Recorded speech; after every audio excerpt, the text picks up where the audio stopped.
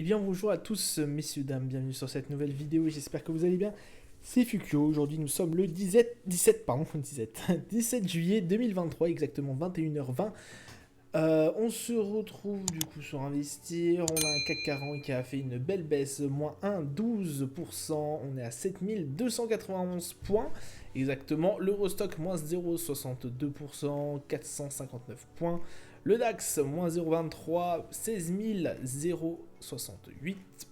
Foot 100, moins 0,38%, 7406 points. Le Dow Jones plus 0,24, on est à 34 593 exactement. Alors pour l'instant, parce qu'effectivement, on a les marchés américains, vous le savez, qui tournent toujours.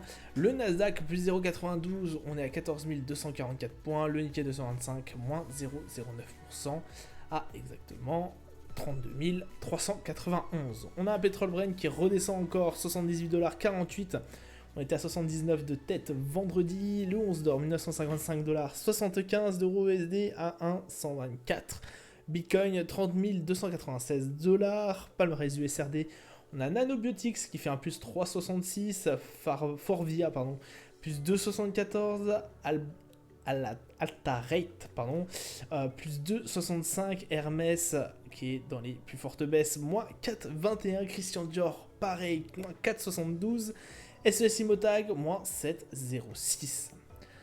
Aujourd'hui, donc essentiellement du rouge sur les marchés européens, on le voit bien de toute façon, du vert qui s'en est pas trop mal dégagé au niveau des indices américains, hein, voilà les indices américains qui vont cependant un peu mieux performer. On a quitté du coup nos 7300, voire même 400. Voilà, parce qu'on a bien replongé au niveau du CAC 40. Pourquoi? Eh bien, notamment à cause du luxe, qui est une des grosses parts, je vous rappelle, du CAC 40. Et notamment dû aussi aux énormes mauvais résultats de la Chine. Rien ne va au niveau chinois. C'est très très compliqué. On a du chômage au niveau des jeunes qui est absolument catastrophique, hein, voilà, hein, on va pas se mentir. On a eu aussi tout ce qui est forcément inflation, enfin pas inflation, pardon, crise immobilière au niveau chinois. Donc je vous rappelle, il y a une crise immobilière qui est en train d'enfler au niveau chinois. Pour vous dire comment ça fait un fiasco, c'est que la Chine se sent, voilà, ils vont peut-être voter prochainement une loi pour venir en aide, voilà, pour essayer de juguler un peu ce problème économique, cette crise immobilière. Je vous rappelle que quand même c'est le plus gros investissement des Chinois. L'immobilier est vraiment le placement favori des Chinois. Donc là, quand on assiste à une crise immobilière, effectivement, ça commence à serrer un peu des dents. Ça vraiment pas du tout plu au marché, forcément, puisque le luxe étant une bonne partie, attirant une bonne partie de la clientèle chinoise. Si la Chine n'arrive pas à avoir de meilleurs résultats, ça risque d'être, j'ai envie de vous dire, un tournant de l'économie. En tout cas, bon, écoutez, pour l'instant, le chômage chez les jeunes, hein, d'autant plus, qui a fait un bond de 21,3% quand même. Ça fait mal, hein. Après, il y a aussi l'effet que la production industrielle qui a cru de plus 4,4% sur un an, comme vous pouvez le voir, c'est essentiellement dû à des entreprises d'État et non privées. Donc là, ça fait grincer des dents beaucoup d'investisseurs et ces chiffres chinois qui commencent à faire un peu paniquer, j'ai envie de vous dire, qui commencent à faire paniquer beaucoup de personnes. Et en plus, effectivement, le luxe qui nous est une énorme part, comme je vous l'ai expliqué, ça fait chuter, hein. Regardez, Hermès et Christian Dior sont dans le palmarès des plus fortes baisses du SRD. Donc c'est quand même vous dire. Alors que notamment, normalement, ces valeurs-là sont les plus fortes. Certains verraient même l'Inde devenir l'un des acteurs majeurs de l'économie mondiale et viendrait remplacer la Chine comme étoile montante. Pour l'instant, c'est un peu ce qu'on est en train de voir. Donc écoutez, à voir par la suite, mais c'est vraiment extrêmement intéressant ce qui se passe. Est-ce qu'on ne serait pas en train de un peu inverser les rôles, un peu de changer la dimension économique et l'ordre mondial économique, j'ai envie de vous dire. C'est bien possible ce qui est en train d'arriver, hein. Je vous le dis depuis un certain moment, la Chine pour l'instant n'arrive pas à relancer son économie et même à une économie qui commence à faire peur. Voilà. Je tiens à vous le dire, c'est une économie qui commence à faire un peu peur. On a une.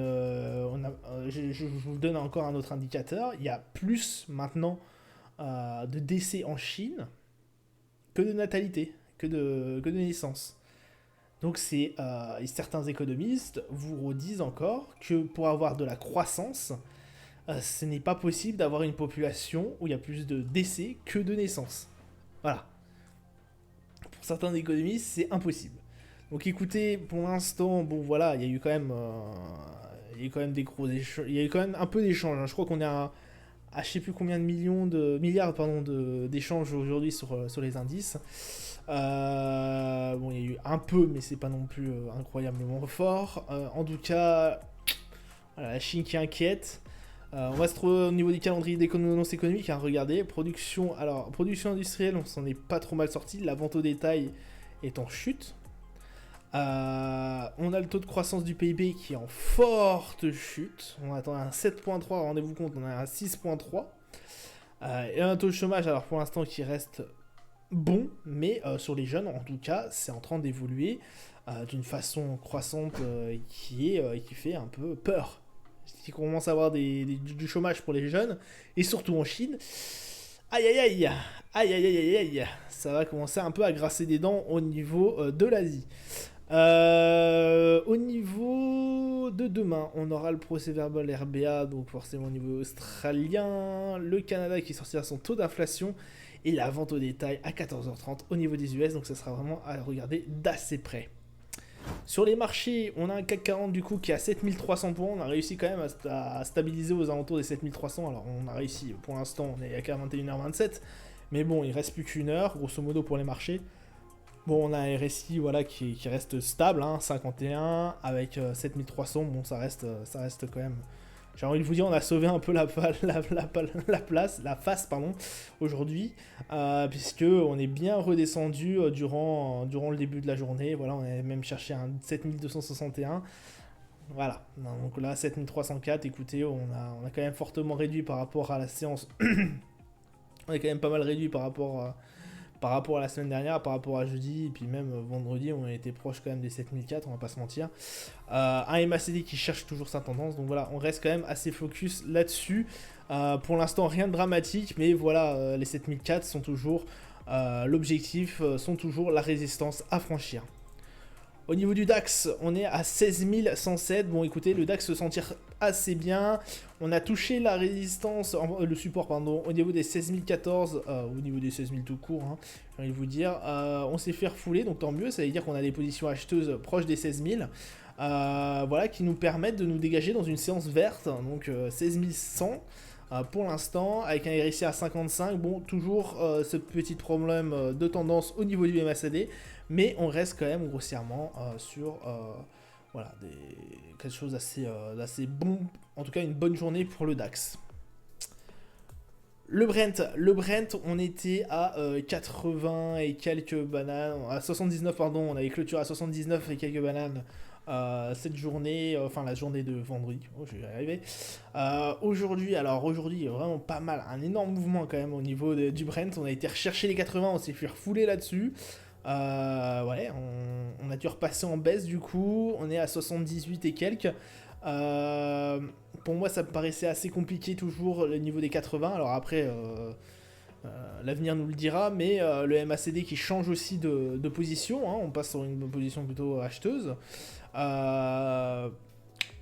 Ouais, j'ai un peu du mal avec pourquoi casser au niveau des 80$. Je pense pas qu'on soit réellement en tout cas capable. Après je peux me tromper, là on est en train de toucher en fait ce que j'avais mis comme range, donc c'est-à-dire entre les 78 et 72 qui constituaient notre grosse range. À un moment donné forcément c'est le niveau des 78 à casser, donc c'était la semaine dernière nous permettant d'atteindre même les 81,55. À partir de ce niveau-là, on a fait 2 séances de bless, donc celle de vendredi et celle d'aujourd'hui. Est-ce que ce niveau des 78-48 va nous permettre d'être soit un support, soit rien du tout, et dans ce cas-là, on va réintégrer la range si c'est possible entre les 72 et les 78, ou si justement ça va faire un support, et dans ce cas-là, nous renvoyer au 80. Alors, c'est possible dans les deux cas, en tout cas, pour l'instant, il est trop tôt pour le dire. Il va falloir encore quelques séances pour savoir où va se positionner le Brent. Il y a pas mal de choses qui changent, effectivement, hein, parce que quand on a Brent qui commence à remonter, c'est dû à la Chine, etc., etc. Il y a pas mal d'indicateurs, en fait, pas mal de news qui font bouger ce Brent. Je vous avais dit aussi que voilà, la Russie demandait à ce que il y ait moins d'exportation, enfin que le nombre de barils en circulation soit de moins de grande quantité, enfin qu'il y ait un nombre plus restreint de barils en circulation par jour. Pareil pour l'Arabie Saoudite, ce qui fait forcément monter un peu le prix. Au niveau du 11 d'or, on a un 11 d'or à 1955, écoutez, 57 au niveau du RSI, ça reste quand même assez correct. On est toujours sur cette, sur cette résistance, hein, pour moi, qui est à 1950 et quelques, avec forcément un support à 1879. À voir ce qui va se passer dans les prochaines semaines. Je vous rappelle, le niveau des 2000 très compliqué, donc pour moi, on n'ira pas au-dessus des 2000, en tout cas pour l'instant. Le MACD, sans réelle tendance, donc ça reste des niveaux assez compliqués, en tout cas pour le 11 d'or. Le S&P 500 qui a cassé ce niveau des 4500. Le S&P comme tout indice américain qui est en ce moment en très très grande forme. Écoutez, on a un MACD à 72, donc quand même, on est quand même assez bon dans ce niveau. Donc un beau RSI. Vraiment, je pense que, alors, peut-être attendre la séance prochaine pour effectivement valider cette cassure des 4501. Hormis ça, si cette cassure se fait, dans ce cas-là, notre prochain objectif c'est aux alentours des 4600, qui pourrait être intéressant d'aller chercher. Mais en tout cas, de grosses performances toujours des indices américains avec un RSI notamment, je vous le rappelle, à 72 au niveau du S&P, donc on est en zone de surachat, et un MACD forcément en belle tendance haussière. Le Nasdaq, pareil, hein, très très belle performance aussi. Bon, là, on est toujours dans l'indice américain, j'ai envie de vous dire. On est proche de nos sommets. Alors, proche de nos sommets se situent aux alentours des 16 500. Oui, je crois que c'est ça, 16 600. Pardon. 16 500, ouais, effectivement. Là, on est à 15 724. Bon, écoutez, pourquoi pas prochainement aller les chercher. On a un très beau RSI aussi à 74, un MACD en belle tendance haussière, ça se reprend bien au niveau, en tout cas, du Nasdaq. Très grosse confiance dans le Nasdaq, en tout cas, pour l'instant, très très positif. L'IA marche bien. À voir avec les résultats d'annonces économiques sur les prochaines, sur les résultats d'entreprise plus tard, sur les GAFAM et autres, qui pourraient peut-être changer la vapeur, mais en tout cas pour l'instant ça reste très très bon dans une performance globale. Le Dow Jones, 34 611, bon, est-ce qu'on n'entrerait pas une cassure de notre magnifique range des 34 300 j'ai envie de vous dire oui, mais j'ai pas envie de crier trop vite victoire. Peut-être encore un jour, peut-être encore une hausse qui nous permettrait de valider cette cassure des 34 300. Enfin, j'ai envie de vous dire.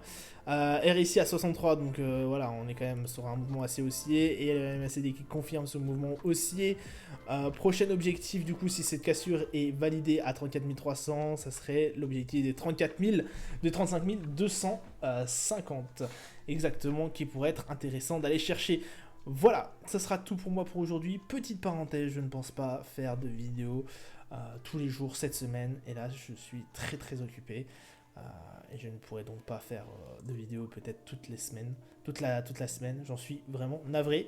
Mais en tout cas, je resterai quand même assez attentif à ce qui se passe au niveau des marchés. Voilà, ça sera tout pour moi. Je vous souhaite une excellente journée, une bonne soirée et je vous dis à plus tard. Ciao, ciao.